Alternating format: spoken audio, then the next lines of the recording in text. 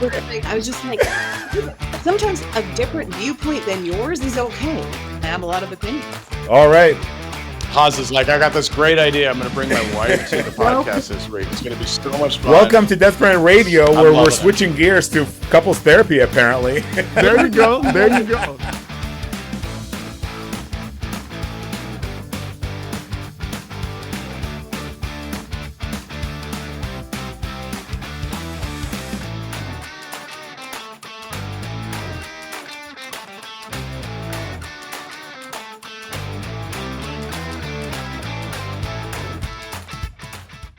All right, let's do this. Welcome back to Desperate Radio. And we have a very special episode today. We have a couple of special guests today.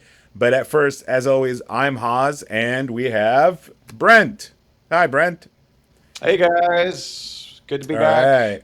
Looking forward to our guest speakers today. This is going to be a lot of fun, you guys. Yes. And let's start off with our guest speakers today. I'm going to start off with our first female guest speaker, our first female podcaster on this show. And Mrs. Shannon, can you please introduce yourself and tell us who you are? Well, I'm Shannon. I'm Hosni's wife. I also churn butter quite regularly in the kitchen when I'm not doing podcasts. This will make sense later. You're going This will make down sense for the- later. You're good. I was in the mortgage industry for 20 some years and recently switched for some stability, but I love what Haas has taught me and had me become certified in. I just am in a place where I don't really know where to apply it and how to present it as much, but I work for compliance in a bank, and that's what I'm up to right now. All right. And then we have Mr. Michael Pope, who I recently met at a network event, and we got the talking going. My name is Michael Pope. So I've been doing software engineering for just over a decade now. Right now, I run my own software contracting company, and I specialize in helping companies develop MVPs before they invest a bunch of money into it to go to market. What we always start with, and we always say this almost in every episode, this has been episode 1. We're in episode 9 right now. And we're going to continue saying this probably for the next 10 years and until we're probably going to put it on our tombstone when we die. Agile is not broken. We are. The system is supposed to work for you, not the other way around. What I'm hearing is that that's not always the case. Now, Brent and I always go out there and put our face in front of everybody, whether it's on the podcast or in person or outside of this world that we've created for ourselves. And we tell people how to do Agile the right way, because Agile is always a mindset. It is not a framework. Agile is a mindset. That means you have to change the way you think, and you have to change the way you've been taught how to handle project management and how to approach projects and products and delivery throughout your whole career, and make sure that you do it in an incremental way and be more open-minded and solution-driven. We're hearing that's not the case. Now, you've been hearing from our mouths for the last God knows how long we've been doing this, is that that's not the way you are supposed to do it. So let's hear from Michael. Tell us, what are your challenges? What do you like? What don't you like about Agile? For sure. So when I first got started in software development, the very first company that I worked for, it was an e-commerce company that was here actually locally in Vegas. And they didn't follow like a strict Agile process. Like we normally would have stand-up meetings in the morning. We use Jira for like ticket tracking and things like that. But in terms of actually all of the Scrum ceremonies that you're supposed to be running, we didn't do that. But as I started working for bigger and bigger companies, I started to see more companies that had like that standardized Agile process. And I think the thing that I've seen that's the biggest pro for Agile is I like the way that things are structured. I like the fact that you can be flexible. So having to move around Scrum ceremonies is something that I've been able to do pretty easily at most companies. I will say, though, the number one probably pain point that I've had is doing all of the Scrum ceremonies, specifically when you have to do like cross-team collaboration, and it has nothing to do with what it is that your team is working on. I mean, that I've had times where, and I've got this feedback as well from a bunch of other coworkers, where you'll be sitting in a meeting, sometimes an hour, 2 hours, 3 hours a day, and like 10 minutes of it was actually relevant to either you or your team. And the rest of the time is just spent like listening to stuff that other teams are doing, which is interesting. That's cool, but it's not actually like helpful for the productivity. I love that topic. I mean, meetings, meetings can either devour your entire project or enable your entire project. All right, Shannon, tell us about your difficulties and your challenges. First, tell us, what do you like about Agile and what is it that you don't like about it? I think that what attracted me to it is efficiency, and you don't just do things to do them, like all the meetings, everything that we do all day at work. I mean, there's so much time wasted in a workplace, which is why I loved the pandemic, because you could just get your work done and you didn't have to get to know people on such a personal level, which I do like to build those relationships. But there's just a lot of time at work where people aren't working.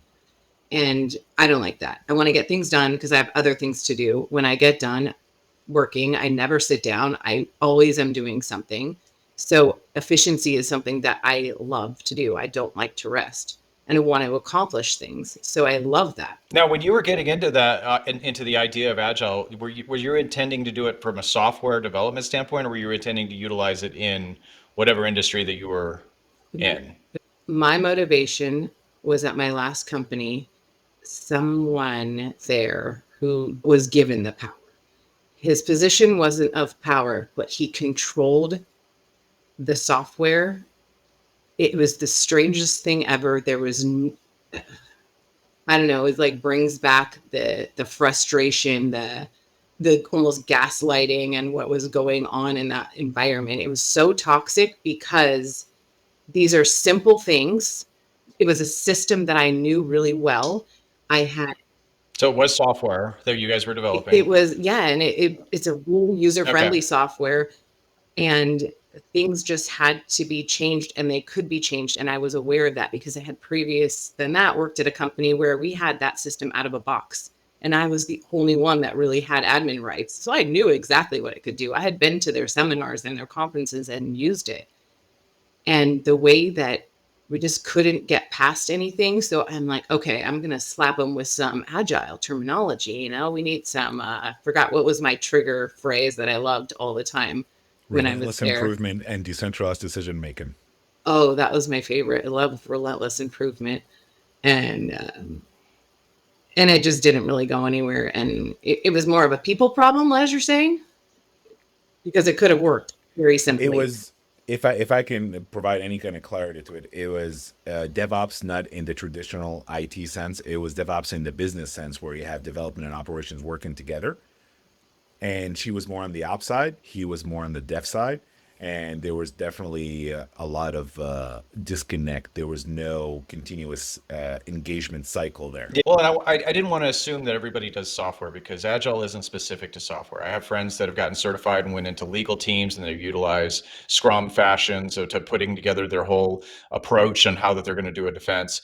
I've seen construction workers actually do the same thing. They'll put together teams of 7 to 10, and they will go out and just build a house. And there's a team that does the drywall. There's a team that does the carpet and all that other stuff. And they utilized Agile. Agile is not specific to software development. I really want to talk about what the heck is Agile. People keep asking us all the time. I have a couple of friends who ask me, what's your podcast about? What is Agile? I know Brent just told me a couple of weeks ago, one of his close friends asked the same question, that they're not in the industry. Oh yeah, they tried to watch this and were like, dude, what? So, Why are you making me watch this? I'm like, trust me, it can apply to you. I don't know any industry today that does not use software to elevate its business. Software is everywhere. Give me just one industry that does not use software, and I challenge you to tell you, Brent and I will tell you exactly how software can elevate it. Somebody said to me one time, oh, a food truck. I'm like, okay, do you use Venmo? Do you use PayPal? Do you use anything? Do you use any kind of software or some sort of spreadsheet to track your food and your inventory? Everything that you do is going to require software nowadays. But again, at the end of the day, exactly like what Brent said, it's not just about software. I have a book, very small book, it's been around since 1980 or something. It's called The 1 Minute Manager. It explained how you're supposed to do stand-ups before it was called a stand-up. To your point, Oz, I mean, like you guys just did the same thing. Like, you just got your new house, you moved all the way from, California into Las Vegas. And I am also doing the same thing, right? I'm selling this house and I'm moving to another location. In the process of putting together how I was going to work backwards from this, I don't know if this worked for you or if you did the same thing, but I looked at what we were going to sell the house for, what the market we were going to shoot for, what was needing to be done to the house between now and then, what resources I had available to apply to that and their skill sets that I could utilize, and then how are we going to phase into that. And I can tell you that I have a friend who's been working on his house. I won't name his name because he'll never watch this, but it's a guy that's been working on his house for, I want to say 6 or 7 years. And we did more in 3 months to this house than he has in 6 or 7 years. When we moved, we grabbed a whiteboard, and it was her suggestion. Let's just put stuff on the whiteboard and let's just see what we can cross off as we go along. Do you want to tell them about that? Yeah, we needed a plan. We needed to prioritize because, I mean, in work is similar to a relationship, I guess. Sometimes things goes down a rabbit hole. I'm like, I'm trying to get the kitchen done because this is my vision. I need to get this job done.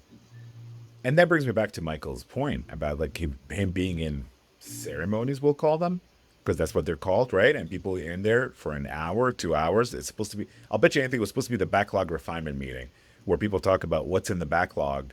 See, you don't even need to tell me. I already know. I'll bet you anything. Brent also thought the same thing. It was probably what happens. And we've seen this. This is what we call, what Brent and I and a lot of people in our industry call an anti-pattern. And that is they use that meeting to actually brainstorm about what they want to deliver. That's not the purpose of that meeting.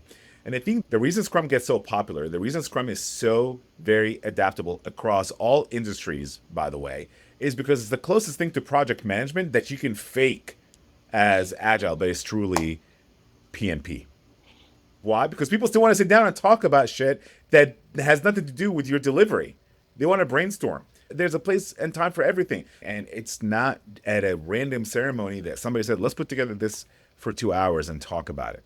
So, Michael, you tell us a little bit more about that. Yeah, for sure. Well, to your point, like I've found that the meetings that tend to waste the most time are, like you said, when you have like a backlog grooming meeting. And what'll happen is I've had this happen in a number of companies where it'll start out, the Scrum Master is the one who's leading it. We're looking at a ticket and we're going, well, has anything changed on product side since we last took a look at this ticket? Then they'll start talking about a ticket that's related, and then they'll start talking about timelines, and then they'll start talking about a bunch of other related tickets.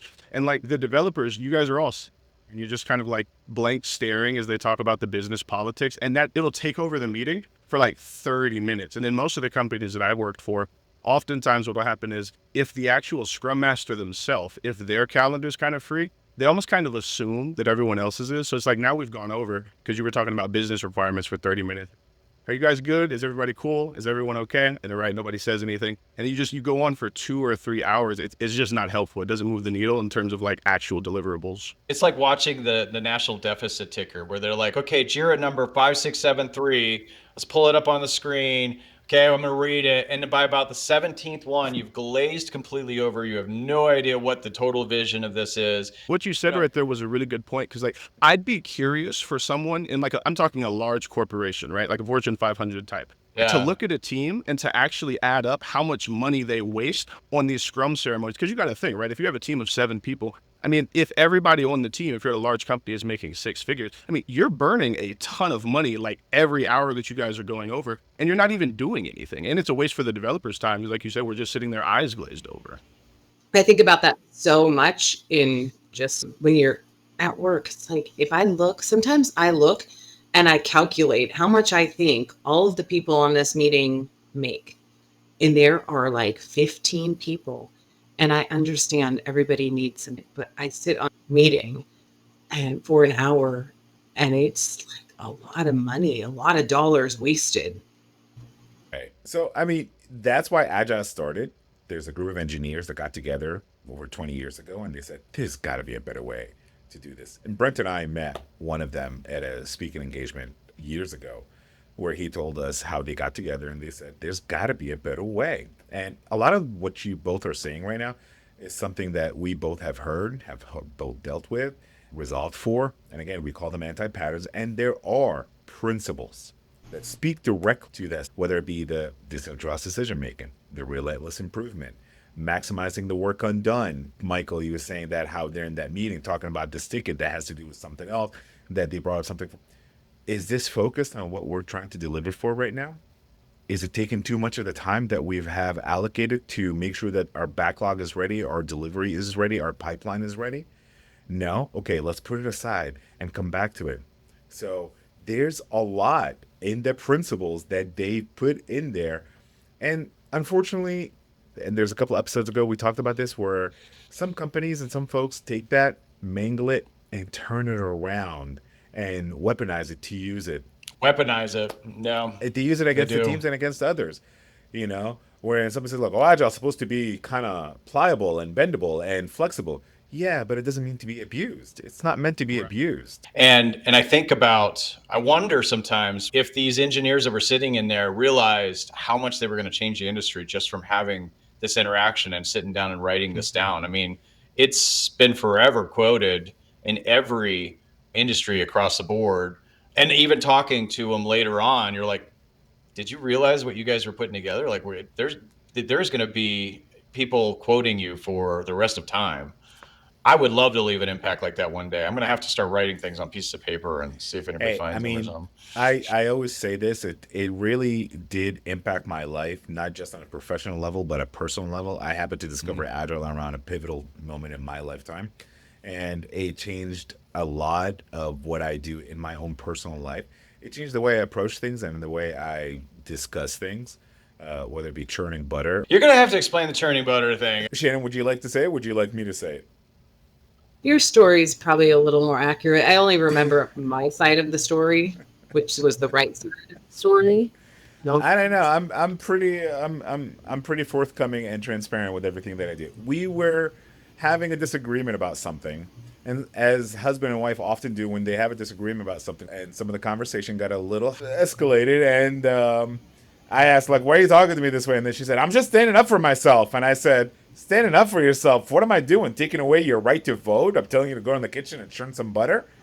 So that's where that joke, and then we both just busted out laughing right after I made that comment. Sometimes I say stuff that's accidentally funny, and it works at the right time. I have the right yeah, to vote. you did. So. You did. And then I got right in the kitchen and I stirred into my butter. Okay, so talk about all your disappointment with the way the processes are working or not working. All these ceremonies are not being used correctly. People really misusing and abusing the concept of agile and the mindset and the terminologies that come with it. Let me ask Michael first. Whose responsibility is it to make sure that it's done right and it's followed right? So I feel like as part of Agile, right, like you're supposed to be getting input from all of your different team members. That's part of like what's really, really good about the estimation ceremonies. But everybody knows, like in companies, there's certain employees that carry more weight than other employees do. And so in terms of like saying something, I feel like that's the responsibility of every like individual team member who's on the actual team. And so I see that normally happen, right? Like when there's retros, most of the time, unless there's just a really, really toxic work culture, which I have seen before, normally the employees and the developers and the QA people, especially, like they're willing to voice, hey, like this is a problem. We should keep these more dialed in. Like this actually make sure that we're focusing on the things that we need. But I think in terms of actual responsibility to change things, that's probably going to be up to the Scrum Master, is going to be the person who has the most immediate weight, the product manager. And then even sometimes I've worked for companies where the structure is they kind of have like a dev relations manager who kind of like sits in the middle somewhere, and then maybe even the CTO, depending on the structure. All right. What about you, Shannon? What do you think? So my thought is that where Michael is obviously a million steps ahead of me. I think the responsibility it's on me, first of all, because I have to get other people to buy into this. And they can't buy in because they don't know about it, and they can't know about it unless I can sell them on it. And by sell them, I don't really mean sell them. It works, and I want them to see it. It just will create so much efficiency and stop. One thing that we do, and we know it's inefficient, it's just very expensive to get it all in one place, is we have 10 different places where we keep the same data. It's like, oh, you need a calendar for this. You have, this is over here. And I find so much of inefficiencies when I go to do like a big project, which I kind of do a lot of projects, and all the data is in different places and it doesn't match. And so I'm like, how am I going to do this project? Everything takes so much longer because I have to pull all this data from all these different areas. And I know they'd like to make it different. And I have even a CEO of our company who uses a lot of agile terms. So I know he's on board. if he's just been exposed to it somewhere and liked it. It's like sometimes I'm like, oh, okay, he knows. Like, who knows? And I know my own boss is aware, and it's just we don't know how to apply it.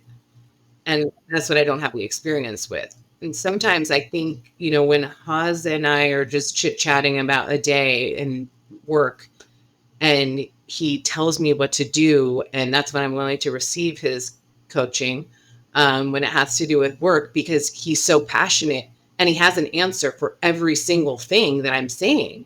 And he does, and he's eloquent when he speaks it because he knows what he's talking about. Where I'm like, wait, hang on, I have so many pages of so many notebooks where I've written down all these words he's saying, because it's like finally someone hears what I'm saying and they can articulate me for me. I'd love to take a shot at this, answering this question too, if you don't mind. I look at this like a team sport. Just imagine like the four of us, or maybe 5 or 6 of us, we're all playing flag football and we're out in the field, and we're not scoring, we're not getting our touchdowns, but we're having somewhat fun. But the fun quickly starts to de-escalate. Like, we're not having fun because we're just getting our asses kicked. And I start blaming Haas, and Shannon starts blaming me, and we're finger pointing all over the place, and we're saying, hey, it's your fault you dropped the ball, and hey, it's your fault that you didn't get that tackle, or hey, it's your fault. I think that's a symptom of a poor performing team across the board. But when you ask the question of like who's responsible for removing the obstacles, it's a team sport. Like, look, there might be a quarterback that's back there saying, look, I'd love for you to go left, and kind of helping coordinate. But the team is really the team's up. Like, we got to get back together and go, hey, look, we can turn this around, you guys. The reality is the team's failing together. And maybe someone's not as good at catching as somebody is at running or throwing or whatever. And I'm using very basic football examples, but the question originally was like, who's responsible for helping clear the obstacles? As soon as we decide that, hey, you know what, we're going to put our aces in places and we're going to utilize our skill sets the way that we need to, or the way that are most appropriate. It's about us accomplishing this together. You hit a couple of things here for me, and they're very triggering for me. Like the answer on the test versus real life. I've always hated that myself. I cannot stand that. Who's responsible for it? I always say we all are, not just one person. I don't like the fact that there's only one person. The finger pointing, instead of saying, hey, you messed up and you dropped the ball, it's like, hey, you dropped the ball, let me help you pick it up. The ego that comes with that, and the defensiveness that people feel. There's a lot that really triggers some bad memory and trauma for going through the trials and tribulations of being a scrum master. We love winners and we love losers. We love giving them the L and we love giving them the dub, right? We love saying you failed, and we love saying that you're my hero. You hit the touchdown. But the reality of it is, when I don't know, you could use any, when Michael Jordan scored 40 some points in a game, Michael didn't do it himself. There was multiple other people on that core and a whole bunch of planning that went into that for him to be able to make that score. And so if there was no Scottie Pippen, I don't even think there would be a Michael Jordan. I think that, again, we have to remember it's a team sport. And yeah, he might miss a couple of shots, and Scottie might miss a couple of shots, but together they're going to win the game. You're really bringing it back, talking about Gen Xers over here. Michael, not Jordan, Pope. We'd love to have him too, by the way. Shout out. We'll take Michael Jordan or Michael B. Jordan. We don't care. We any of them. Exactly. Hell, give us Michael C. Jordan. I don't even know who that is yet, but at this point, we'll settle for Michael Z. Jordan. So, But not Michael J. Fox. We'll take him too. Ooh, Actually, my middle name is Brandon, so technically you do have a Michael B already. We do have a Michael B. So, Michael, tell me, are you certified in Agile at all, in anything?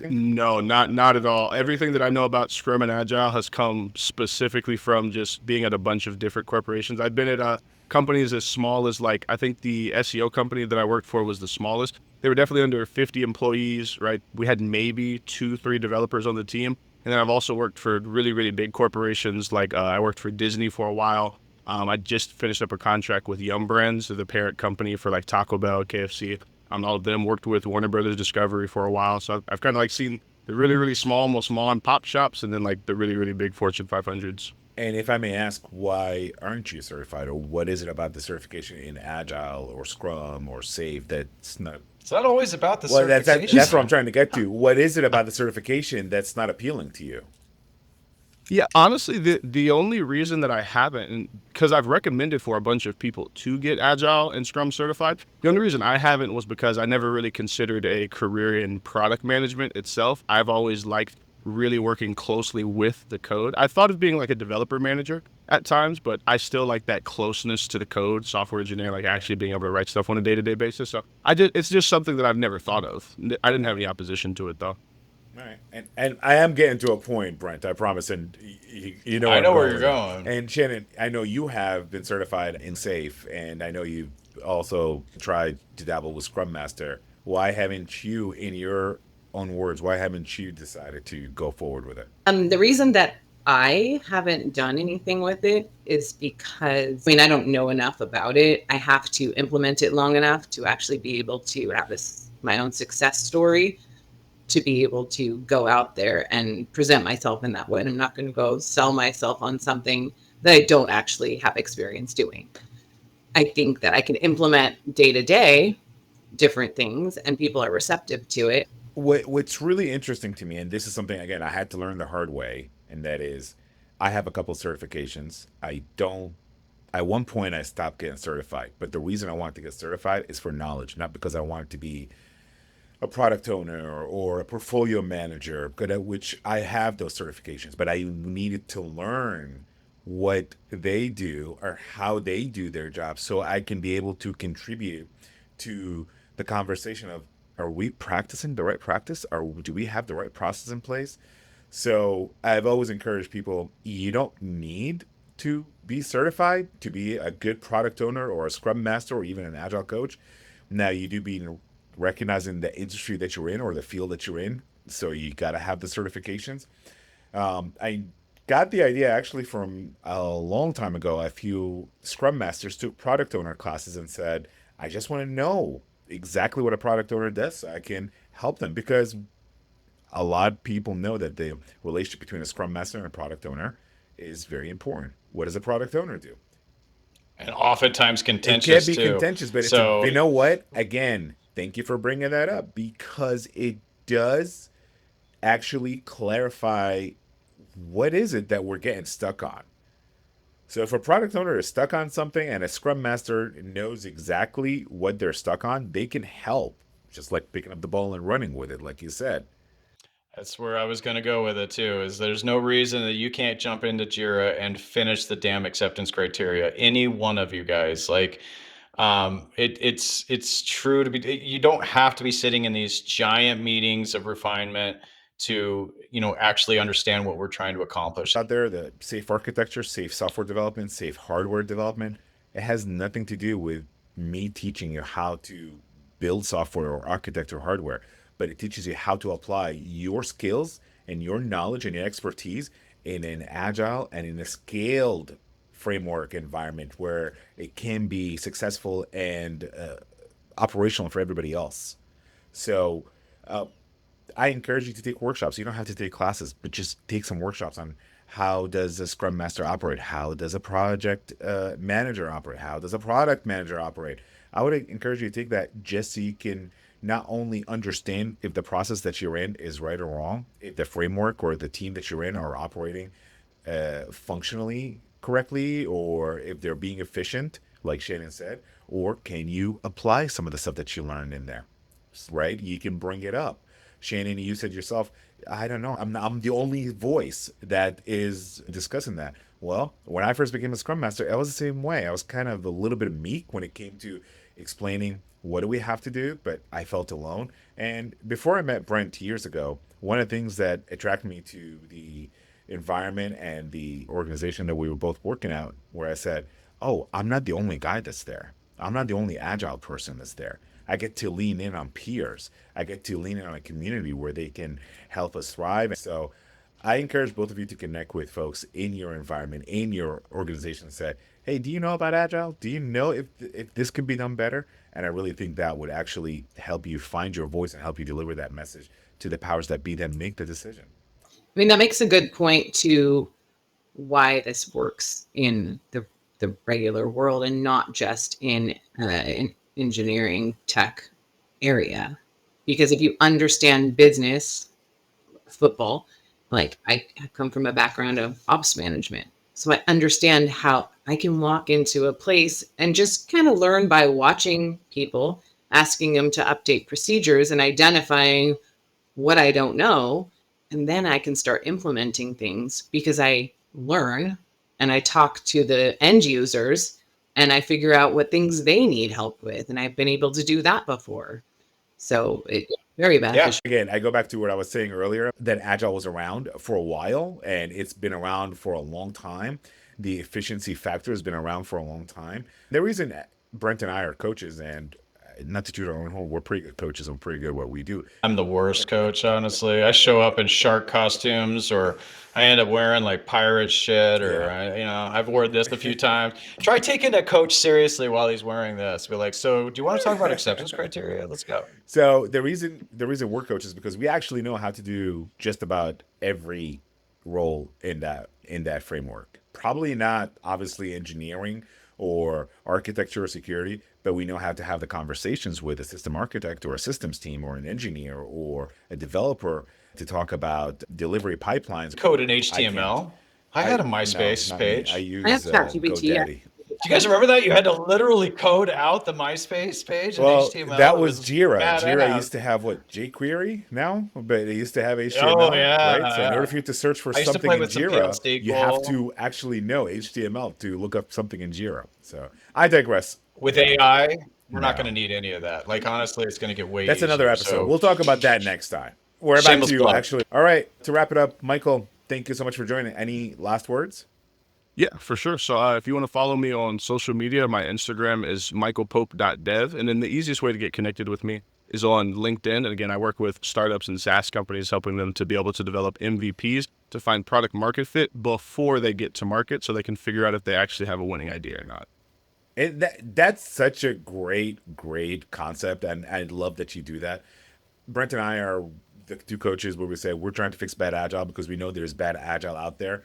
And honestly, what you're doing is a great way to make sure that the customer get what they're supposed to get by identifying the MVP before people start wasting their time and their money and their resources on something that just gonna get thrown out again. Great job.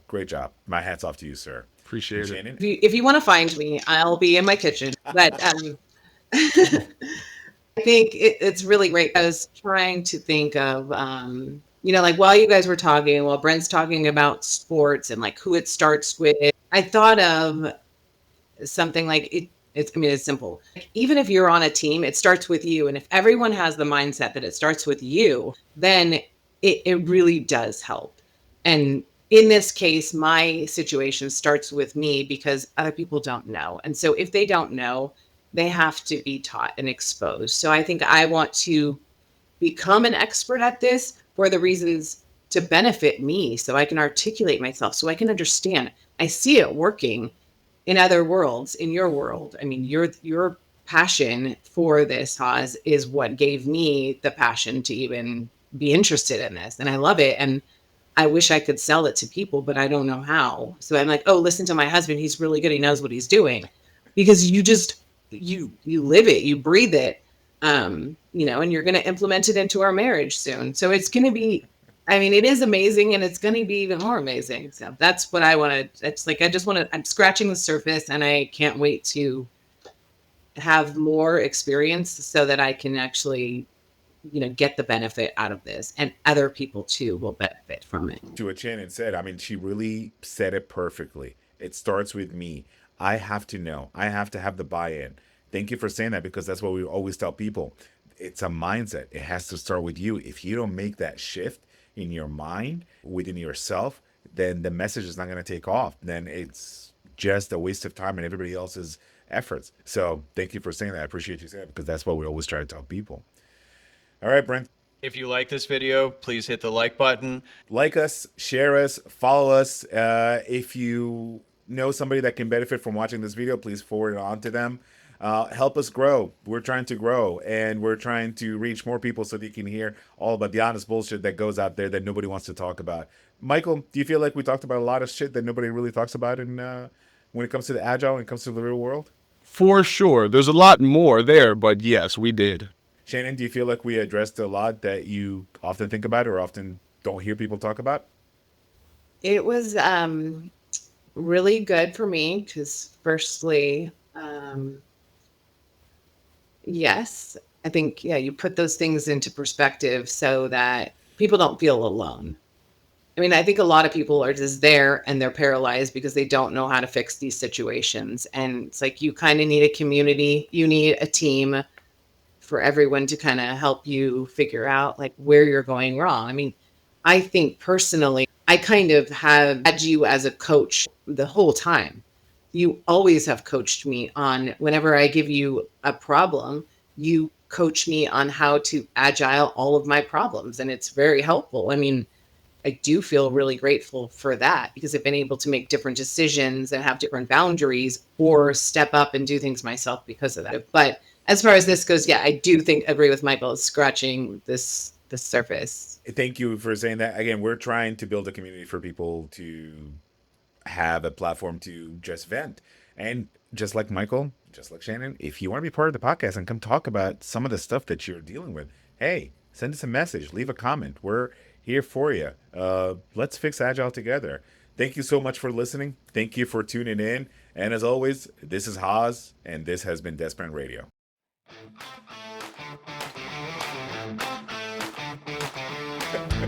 Sometimes I want to agile our marriage. Like you agile everything. Like, I've seen a couple that actually does that. All right, so we are recording. This is what I got.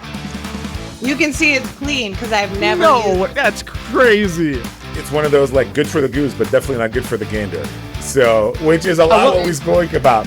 A lot of our leaders aren't a bad idea for relationships. A lot of our leaders, they like to say, "Yeah, we're all about agile," but when it comes to them, they're like, "Whoa! I meant you, not me." Right. Mr. Pope, tell us who you are. Absolutely. Wait, you start the talking going? We got the talking going. Never heard that? The talking going. Is that a term? I've used it my whole life. We got to talking. My talking going. Is it an Egyptian term? No, we got the talking. It's a Jersey going. thing. Maybe you're not used to it. Oh, it's a Jersey thing. Okay, all right. Sorry. There's going to be a lot of outtakes in this episode. Edit this out. These are the best parts. I'm here for it. I'm going to look for somebody saying we got the talk going. I'm going to post it. That's right, brother. Get it, bro. All right. That's it. Sorry. Go ahead, Michael. Give us your spiel. And what is it that you don't like about it? Other than trans wedding. Look at me, a lot of outtakes. I heard TikTok monk.